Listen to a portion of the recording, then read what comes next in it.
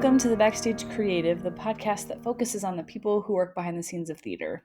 I'm the host of this podcast. My name is Krista Copper. I'm a musician and I am obsessed with the theater genre. I've played a lot of theater in my time. I've been in the pit for a lot of musicals and I love it. I think it's such a wonderful medium and I think it's a very powerful way to tell stories and stories that are relevant, and I love it. I decided to start this podcast over a year ago now because I developed a lot of friendships with people who were stage managers and designers and music directors, and I realized that they don't get a lot of recognition. To be fair, if you're working in a backstage career like being a stage manager, odds are you aren't really pursuing the spotlight, right? But I think there's room to show more appreciation for the people who work so hard to put up live production. I love talking about art. I love thinking about art and thinking about how to express art and how different people go about doing that. And in the theater world, you get visual art, you get performance, you get music, which art, which is like oral art, and I love that. I love that all these worlds collide in the theater realm, and we get to all work together to create one product. I think that's so powerful. I think theater is great, if you can't tell. And odds are, if you're listening to this, you also like theater. And so I am so humbled and I'm so grateful that you're listening to this. A lot of love and a lot of time goes into this podcast, and so I love that people actually listen to it. It makes me smile, so thank you. If you have left a rating or a review, I appreciate that and thank you. If you have not and have gotten any sort of value from this podcast, I would ask that you would do that. You would leave a rating, review, subscribe, all the things. I would greatly appreciate that, and I would love to hear from you. I would love to hear what you like, what you don't like, what you want to hear more of. I'm always trying to tweak things, and I'm always trying to do something different or make something a little better or try something new. And so I'm really open to hearing what you think. Today's my conversation with Sara Ice. Sara is a costume designer and teacher, and as always, I enjoyed this conversation. I've yet to have a conversation with someone that I haven't enjoyed. So Sara keeps that keeps that tradition going. So here we go. I'm so excited to share with you my conversation with Sara Ice.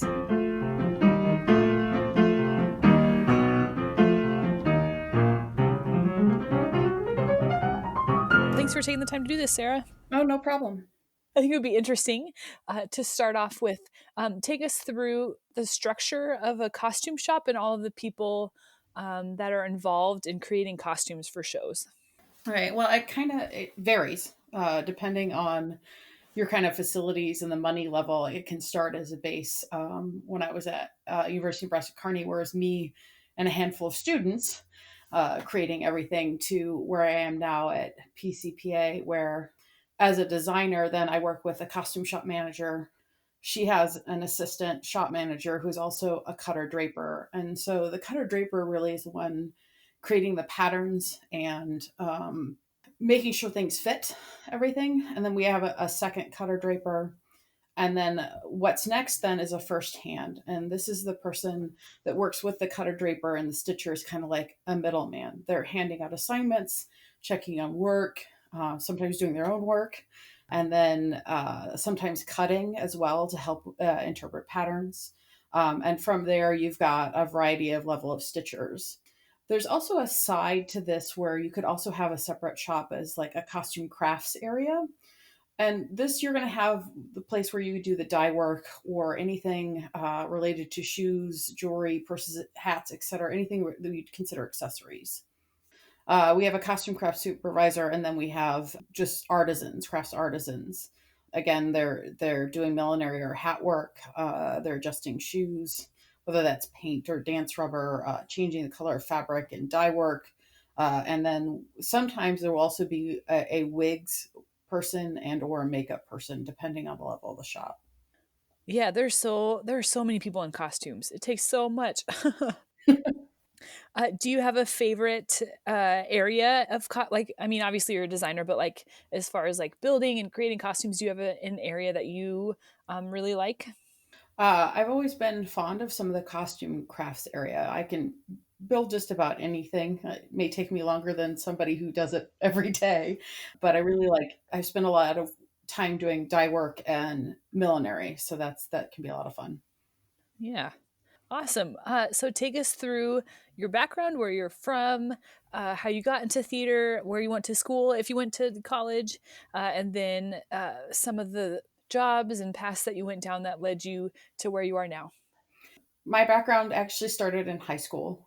As a kid, we moved every 3 to 5 years. So I lived anywhere from Charlottesville, Virginia, all the way to California. And so every day my dad got promoted, we got moved in and out of Chicago mostly.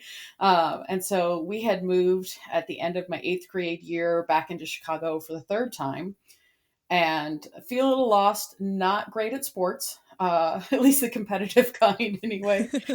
I like to say I'm not good at the sports ball. Yeah, I feel that. um, and so my parents being active in my life, and my mom was working at the local fabric store, and my English teacher also happened to be head of the theater program, and so they went in to buy fabric, and they started talking to my mother. My mother comes home from work, and she goes, "You're to show up at the theater after school tomorrow." I'm like, all right. I think she might have regretted that decision for a little bit when I said, "Oh, I want to do this for the rest of my life." Yeah. So I basically started. My first day was helping build a set. They put me up on a 12-foot ladder painting a drops, and I was happy as could be. Uh, I originally started. I liked shop class in junior high, so like power tools, building a set was right up my alley. I didn't really discover costumes until I got into college at Illinois State University. Now, I have a background where my mom grew up on a farm, and between her and my grandmother, I was taught how to cook. I was taught how to sew, all the good home ec farm wife kind of things. Yeah. um, so, because I already knew how to sew, and even though I thought I was going to be a set designer and stage manager, I got a work study job in the costume shop. And that really turned me around. The costume shop manager there, Carrie Bath, who's actually still there, she's just such a lovely lady and gave me so many opportunities to explore what it meant to be in costumes. And I stayed for 2 summers and did the Illinois Shakespeare Festival in the costume department and doing wardrobe. And I was still stage managing, but I had really left set design behind because I realized that I liked working with softer materials and playing at that level on the human form. Hmm. I also realized as I went into college thinking 3.5 years and I'm out because back in the 90s that was possible. And then I got to my junior year and wait, whoa, no, I don't want to be out in adult, the real world. No, that's a bad idea. Yeah. I also, from an educational standpoint, because Illinois State University has a grad program, I was able to design a show while I was there and take a class in design, but I didn't really feel fully prepared to actually go out in the world and call myself a costume designer. And so I ended up through ERDA's getting a scholarship to get my master's degree from University of California, Irvine. And my mentors there were great. I learned so much. I kind of knew I wanted to be in California because I still had an inkling that I thought I wanted to do film and television. And there were some connections through my mentors there. And really, I ended up staying in California for 10 years. I think that's the part my mom regrets, saying I should be in theater. Although I was so far from home. Yeah. And from there, I pursued film and television, and I did I did a lot of for credit and meals films, as they used to do a lot of. I ended up doing some freelance work. I did a kids game show where I was the assistant designer that then worked with that same designer and did a talk show that lasted a season. I made it into the union about a month before the 2008 writer's strike. that went on for 3 months and kind of made reality television a thing. And the industry actually kind of went everywhere but LA at that point. And at this point, I was actually in a relationship where maybe one of us needed to have a real job with benefits. Sure. um, my husband's a freelance video projectionist and engineer, so he's been doing that, and he taught me how to do that so that I would freelance with him when I wasn't doing costume work. So I'm also versed in a fair amount of projection and video work as well. Pay was good, and I spent time with him, so it was nice.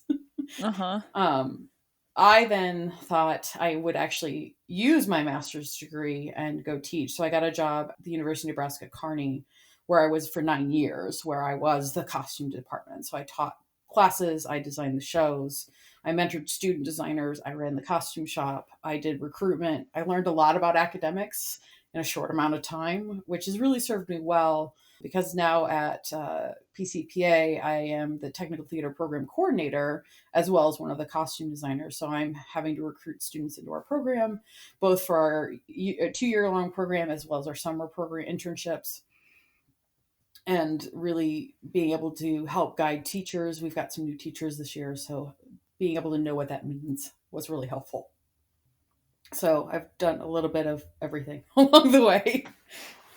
Yeah, I love it. It gives me a lot of I'm trying to think which direction to go because there's a lot of different things that we could delve deeper into.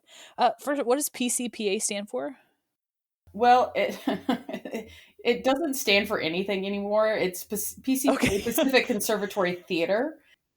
Oh, I don't remember the actual an acronym because they haven't used it in a while. Well, they went to the short version before I started working there. In fact, one of the reasons I'm working there is the lighting director Z and I have known each other for 19 years because we were both bridesmaids in a mutual friend's wedding, which is how we met. And we ran into each other at USITT in the lobby of our hotel waiting for an elevator. She turns to me and she goes, I know you.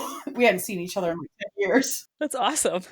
She's like, we have a job opening up. You'd be great for it. So this is how, the industry works. Ooh, I know you. I like you. I want to work with you. Uh-huh. It's so true. So true. So let's go with teaching. So what was something teaching at a university is on a lot of people's lists of like this achievement of, having that stability of teaching at a school, having benefits, kind of the prestige of it. What were some surprising things when you first started teaching at a university that surprised you? Part of it is that I went from living in LA to living in Kearney, Nebraska, which is a town of 30,000 people in the middle of nowhere. It's a 2 hour drive west of Lincoln, Nebraska, so middle of nowhere. And so Hmm. it was a different group of people going to school there.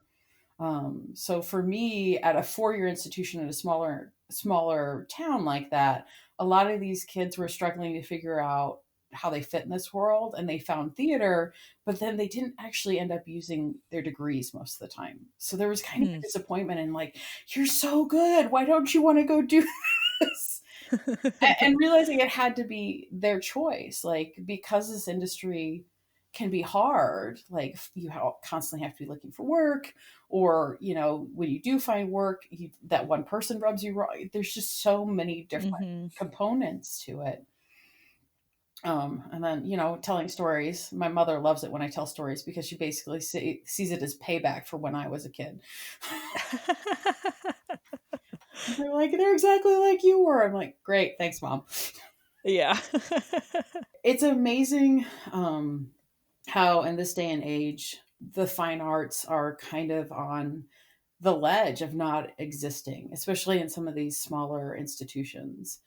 And it's sad, but we're also seeing a lack of what is surprising to me is coming these students coming in, they don't necessarily think in the logical manner that I was used to. So I had to rearrange and be open to different ways of teaching the students than what I had, and figuring what those were on my own because the students coming in were completely different. Their ability level was different. They're very smart, but they don't necessarily problem solve on their own. Hmm. So it makes it really interesting, especially in theater, because that's pretty much all we do. Yeah. As soon as you solve one problem, there's another one waiting for you. Yeah, yeah. So to me, I was thinking, well, this feels so logical to me, and I had to stop thinking in those manners because the school systems are different. What they're being taught is different. How they're being taught is different. And so readjusting that and not necessarily having a background in teaching, just having a background in theater. So, Hmm.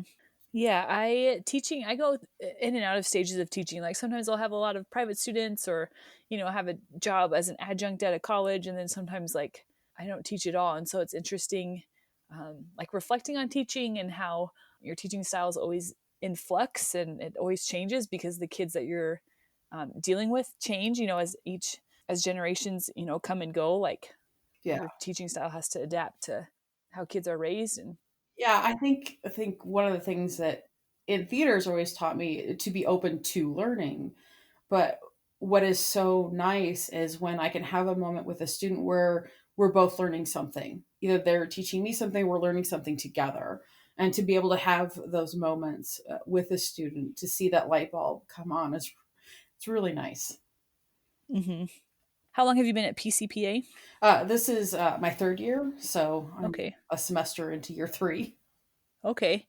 What's kept you in the teaching field for this long? I find it rewarding. I like, especially in the job I have now, with the fact that we are both a professional theater company and an educational institution. So I get to work on designs with professional directors and a mixture of professional actors and student actors.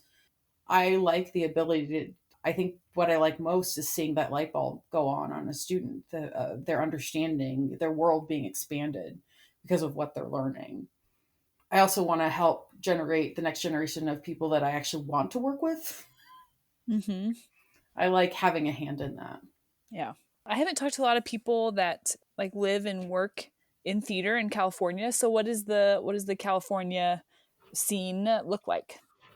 Well, we're in the Central Coast, so we're pretty far removed from the major scenes, whether that be in San Diego or Los Angeles or San Francisco. We are the theater scene of the Central Coast. We've got two other theaters that have been around for a while. One is the Great American Melodrama, and what they do is fantastic, but completely different from what we do at PCPA. They are really just melodramas, some of which they're writing. So it's really great to have somebody else in the area to kind of say, yeah, we do this art. Great. Hmm. um, and saying that, like, I lived in LA for 10 years, but I've been also gone for 10 years. And so now, as I'm prepping students to go down there, I'm realizing the industry is so drastically changed, mainly by the internet. Because when I first got into the union, our union didn't have a website. There was, it was still a call in to the main office to find work. And now there's groups on Facebook. The union has a website that functions as a job finder. There's all these other things that are making it easier to actually get consistent work and network, find Hmm. the people. Hmm. I keep telling people that are even thinking about getting into film and television and trying out LA that now is kind of the time, with all the platforms like Netflix and Hulu and now Disney Plus and Apple Plus and all of these things. They're creating their own content, which means there's that much more work out there. Love that. I don't know if I've talked to someone yet on the podcast that does projections. Do you still do some projection work or is that you just mostly do costumes now? Yeah, I mainly do costumes. Most of what I was doing was freelance work, and we were doing like large scale conventions. So we're setting up meeting rooms for 1,000 plus people. So I think the one of the biggest conventions we'd set up projectors for. There we go. Was U.S. travel lunches for 3,000. So we had, what is it, 12 or 13 delay screens at a minimum. So that's two projectors per screen. And then there's what's on the main stage, whether that be an LED wall or, a 60-foot wide screen with several projectors on it.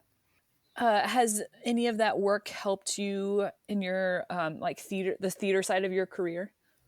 Actually, I think it's helped me with the teaching side of my Oh. career because I can relate to students who don't just do costumes.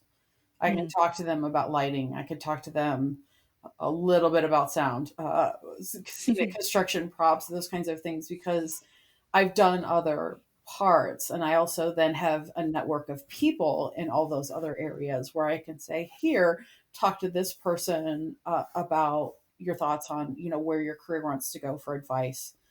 We want to make sure our students are working. And so by having this network and having done all of these different jobs, I can have a realistic conversation with my students about what their next steps might be and how to possibly get there and who to talk to. That's one of the things that I like the most about theater is that it's hard to be in your own bubble, right? Like Yeah, even as a musician, I there are some musicians that just show up and go in the pit and play and leave, but I for most of the other disciplines in theater, like you have to know a little bit about what everyone is doing in order to be successful, and I think that's great. Like it's you can't just kind of sit in your little corner and ignore everyone else. yeah. For the most part, I'm a people person. I like being around people. There are days where I want nothing to do with them, but that feels normal. But I that's the energy I like, the collaboration and the cooperation across the board of having all these different types of personalities that are all working towards the same goal. uh, Hmm. and being able to expand that into my students and our staff and our colleagues is it's really kind of fun. I look forward to it. This is, it was a little harder going from a 9-month job where I had summers off to working year round, and I'm still trying to balance that out. Uh, I like the work. I like the people, which kind of makes everything worthwhile. Hmm. Yeah, theater is so fun. Oh, what a fun job. So take us through your design process. So we're doing the show. We'd love for you to design costumes. What are the next steps for you? I'm actually at the beginnings of a show that we're producing this summer called Something Rotten. So, like, my first couple steps is just to read the script 2 or 3 times. The first time, really just to read it and get a feel for it. The next couple times, I will have at it with a highlighter and a pen, making notes, making sure I'm not missing information. What I'm finding harder is more and more things are coming to us digitally, and my brain doesn't process as well digitally as it does on paper because that's the way I learned it originally. So I'm still having to print out things and make sure I'm reading things on paper. And then usually from there, I'm breaking down the script into a chart basically that tells me which actors are in which scene. If somebody has multiple changes, how many changes did I see when I read the script? So that when I come together with the directing and the rest of the production team, we're having a conversation from a base of knowledge that is equal. The set designer has an idea of how many locations, line designer has an idea of how many looks, all of that kind of coming together. From there, we should be getting director's notes sometime this next week for that show. And this is basically the director's thoughts on the direction we're planning on taking the production. That can be a very specific time period or a feel. It can be a color restriction. It can be just about anything, which is kind of why you need the director because it can't Hmm. be anything most of the time. And then we go into a concept meeting. Not this coming weekend, but the next weekend is what we call our summer concept meeting weekend. And we actually bring in all our guests and we get the beginnings of the design process started for our 3 summer shows. Luckily, this year I'm only doing one of those instead of two, so I feel like I get a little bit of a break. Um, from there, we'll come into a concept meeting, and the director talks and expands upon their director's notes. I may bring in a couple pieces of research for something rotten. It has to be done Elizabethan. I've just recently done Shakespeare in Love, so I can basically pull up my Pinterest board again for that and go, look, Elizabethan. Oh, look, pictures of Shakespeare. Yeah. So, and from there, it's just beginning a dialogue of, for me, it's about character traits. I almost have to be a psychologist to get into the brains of the people I'm going to be designing clothing for. What would be in their closet? What would be their favorite color? If there's a reason they wear that color, what does it say about their personality? And sometimes the color can change in rehearsals, because as the director and the actor develop the character further in the rehearsal room, sometimes changes have to be made. I sometimes know what actor is going to be playing what role, which can inform some of my color choices, because you want to take in mind the performer to a certain extent, because unless you're supposed to make them look bad, you always want to make them look good. Mhm. So, bearing in mind, if you know what your cast looks like, to make sure you're making their shape look good, because the human body can be so many different shapes and sizes, which is part of the fun of the challenge of it.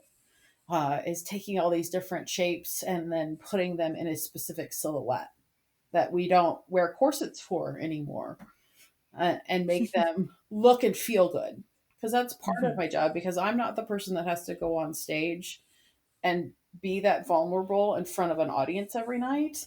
The actor has to do that. So part of my job is to help support the character they've developed and make sure that they can do it every night for every performances they have. So from the concept meeting, then I'll do more research. If I have a student assistant, I'll have them help me with the research so they can really get into what it means to do research. I have several Pinterest pages. I do one for every show I've done in the last couple years. And at a minimum, I've got 800 images that I'm going to be looking through. The bigger the show, the more images I'm going to have. Or if it's just a time period I really like and I can't stop looking, then I'll have more images. Especially if I haven't done that time period before. For me, the research is about figuring out why the shape was that shape, and then how I can manipulate it but keep the same silhouette to create character. Because most part, if it's a period piece like Shakespeare in Love, you're creating people to a certain extent that existed. So you need to kind of develop what they would have worn, but within your budget. So from there, we'd go to a summary design process, which for me, most of the time is pencil line sketches, maybe some color swatches. And then we also have to do what we call a piece list. So that's a list of every item of clothing or accessories I think each character needs. So that our costume shop manager can lay out a budget for how we could possibly do the designs we're attempting to do. A lot of times we'll then have another meeting as a design team to go over color to make sure we're all heading down the same path. I just had a color meeting recently for The Sound of Music. So we were sitting, the lighting designer, set designer, myself, and the director were sitting in the same room going over what the set designer was planning, some of the thoughts I had about color, and coming together in a consensus of how to move forward and what was our best options. And what the director wants, for the most part, you're looking to make sure that, because they have to take the work once we're done designing and bring it alive for the actors and play within those designs on stage. And so from there, we'll do final designs, which is for me color drawings done in a variety of different ways. For larger musicals, I tend to use my Surface, because I can use a program called Sketchbook, which means I can layer all the different pieces they'd need without having to recolor the body every time. So I can turn layers on and off. But I've also, if it's a smaller show and it's a comedy, I might use markers, or if it's a period piece, I might use watercolor. It kind of depends on the feel of the show I'm trying to produce. And then we start shopping. Once the designs are approved, we start shopping for pre built pieces, fabric, accessories. We go through our own stock and pull things. And we get that organized, and then we start bringing in actors for fittings, and we see how things fit their body, what needs to be adjusted. We try and make sure to remind them to actually do their movements in the fitting room. So if a seam's going to split, we know in the fitting room, not on stage. Becomes real important with a musical, and the more dance heavy it is, the more likely they're going to be doing the split somewhere. We need to make sure there's enough room for them to do that. once we go through, we'll usually do at a minimum 2 fittings, a first fitting and a final fitting. If we're building something from scratch, there will be 1 to 2 more fittings within that process, because we'll actually start with what we call a mock-up fitting. So this is the line of the costume done in a fabric called muslin, so that we can make sure that the design as it stands on paper works on this human's body, and where do we need to make adjustments so that it does actually fit them and they can move in it. That way we're not wasting the fabric of the design, which could be more expensive than the $2 a yard muslin, and having to get twice as much fabric that way. That creates, then basically the mock-up is a three-dimensional pattern of the garment. And then that'll go into fabric, and then there'll be more fittings for that part of it. We take pictures at every fitting, and we make sure the director gets to see those, so that along the way, if they're developing something in the rehearsal room, we can have a conversation based on what they're seeing in the fitting photo and whether it's going to work, or what adjustments we may need to do, or things that have developed and we need to add or subtract because of that. Then once we get to the stage, we do dress rehearsal, and it's the first time the costumes are on the actors, and we go full for it. So the first time the actors are in costume, they're in full wigs and makeup. So we get it all at once. And we do it in a process called 10 out of 12. So that means we do a 12-hour day with a 2-hour break in the middle for a meal. And so some shows we get through the show twice that day. Some shows we barely or don't make it through the whole show, because there's lots of changes or lots of technical elements that we need to work out how that process is going to work with those actors in those costumes in that moment. So it can take a little longer. And then the next time we have a dress rehearsal, we usually have, a friendly audience. We call it conservatory attends. So that's, all the people that aren't involved with the show. And on a larger show, that's maybe only a handful of people. Before we then go into preview audiences. And then we're open, and I can start on the next project, because I'm lucky enough to not have to then do wardrobe or dress the show. We have, a wardrobe supervisor whose job it is to manage the crew and decide how to do the changes and work with the crew and the actors to make those changes happen backstage every night. Do you have a favorite part of that process? Oh, that can vary based on the show.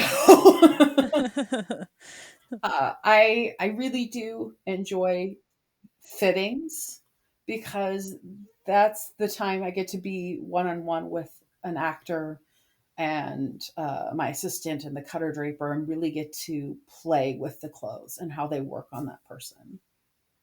And usually I've got the accessories out, and I'm like, more trim, more jewelry.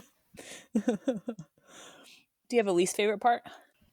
Again, that can vary. I've in my experience, there's been times where the design process and I struggle on it, and I can't put any one blame or place or show or say why it was that way. I just know that the design process was rough, but I know that we get to an end product. I've also worked with a couple directors that maybe I personally didn't get along with, so that made it harder. Mm-hmm. Um, but I kind of like the excitement of finally getting it on stage, like that first dress rehearsal. There's a little bit of like, will we make it that 30-second change happen, or or we have to work it several times to get there? The mystery of how are we going to get from, okay, here are the clothes, let's get them on the people and get the show on its feet. Mm-hmm. What do you do when you're stuck? How do you get yourself out of that rut? It depends on my time limit. Most of the time I just have to take a deep breath and plow on through, whether that's doing a little bit more research, or if I can, I will go outside and take a walk and try and just let it go for a little bit, so that I can clear my head. Because sometimes it's when I'm doing the dishes that something comes in my head. Oh my God, that's brilliant. Now, if I don't write it down, I'm not going to remember. Yeah. Besides Pinterest, what other resources do you use for your research? Well, for me, Pinterest is really just a collection point. I still love physical books, so sometimes my treat is I go on Amazon and order myself a couple new books. Um, uh, sometimes, a lot of times, it's just doing the research online and maybe finding a new website. My assistant for Sound of Music, Sophie, she found this really great website on Austrian folk costumes for some music because that's a big part of the show. And it had a lot more descriptions that I'd never seen before. So again, it's that student bringing something to my attention that makes me a better designer, makes me a better teacher. I got really excited about it. I'm like, "Ooh, that's cool! More, more information." I'm a little bit of a history buff, which I think I get from my dad. So I like digging into the history and the why. There for a while, I taught a costume history class. And that's like, how did we get from wearing animal skins to, needing to be in a steel corset? How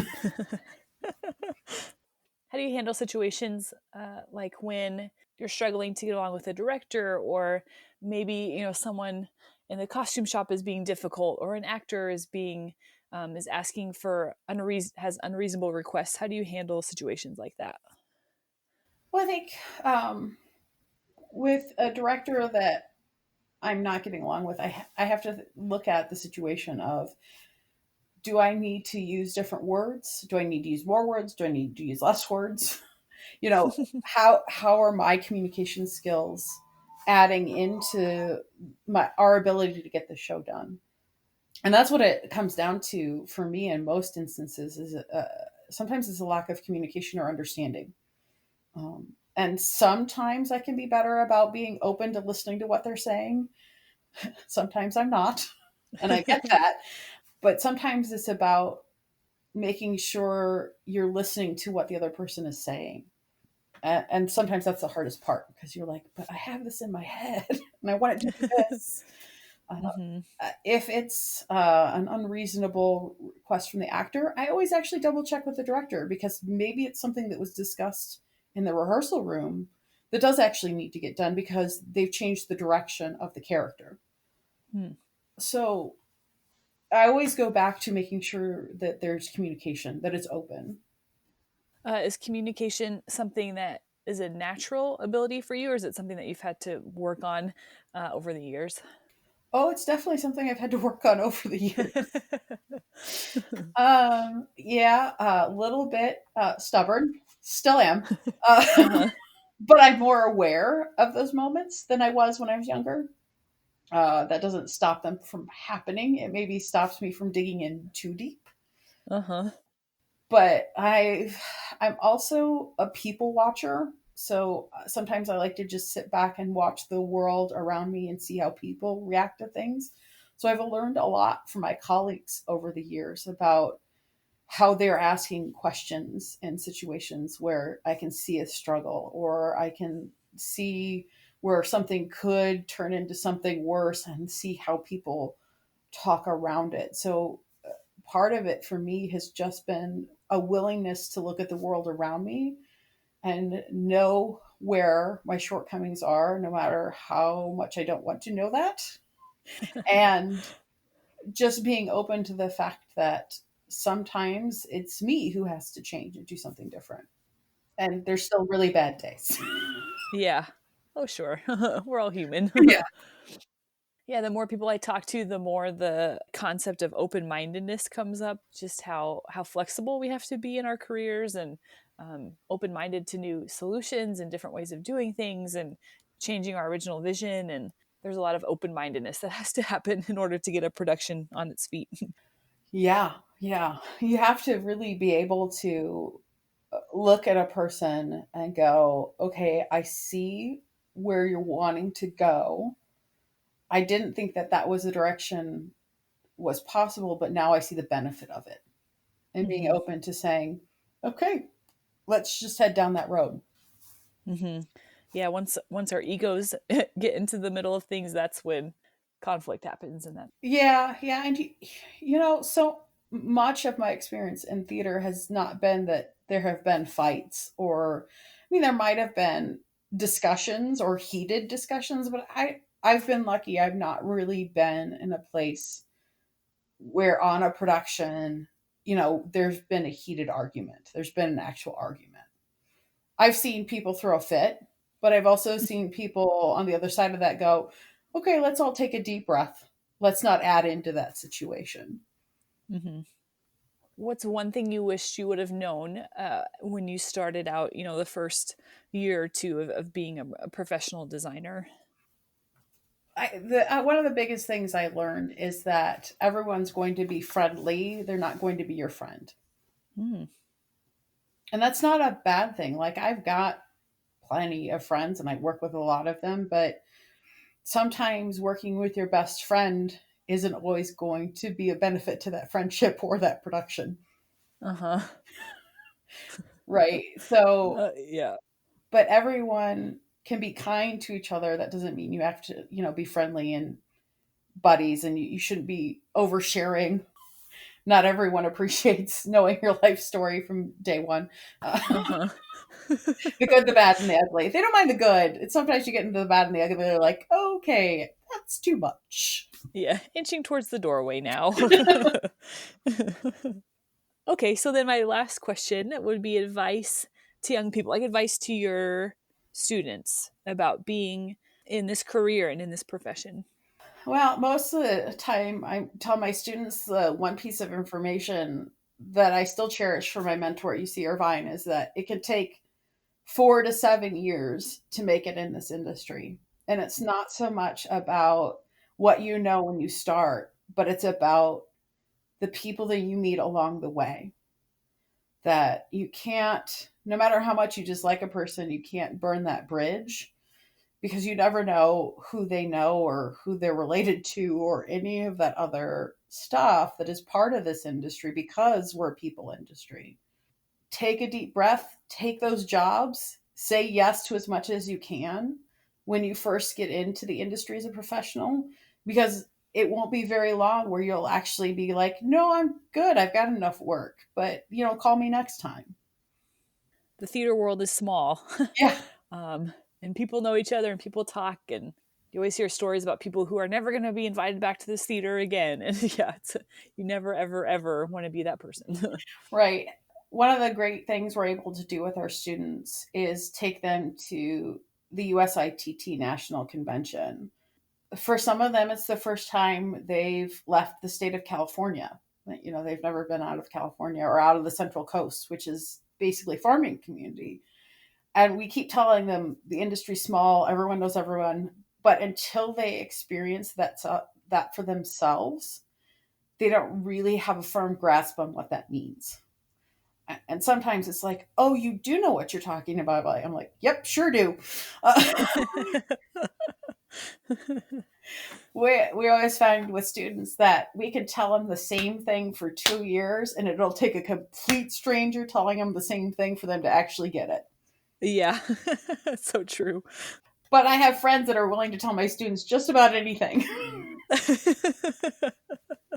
Well, there you go. It works out well then. Yes. Thanks for taking the time to do this. Oh, thank you.